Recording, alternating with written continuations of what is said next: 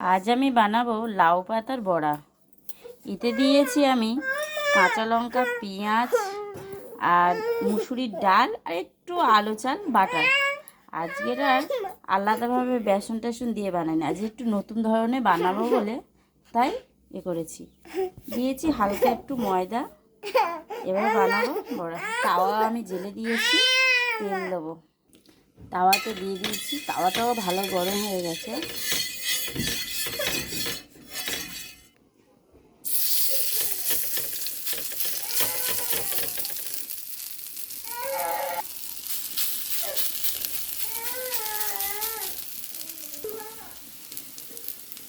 এবার দেখি এগুলো উঠছে কিনা।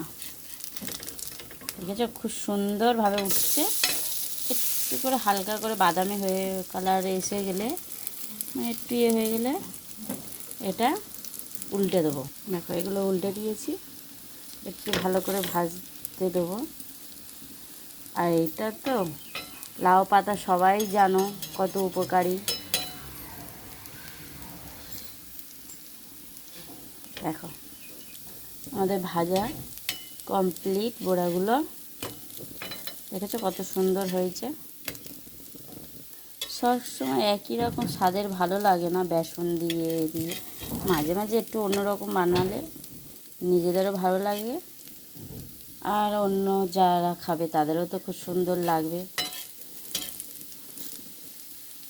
ঠিক আছে, কত সুন্দর হয়েছে ভাজাগুলো।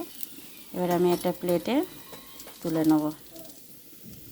আর তোমাদের ভালো লাগলে তোমরাও ঘরেতে একবার ট্রাই করতে পারো। আর ভালো লাগলে কমেন্টে জানিও কেমন লাগছে।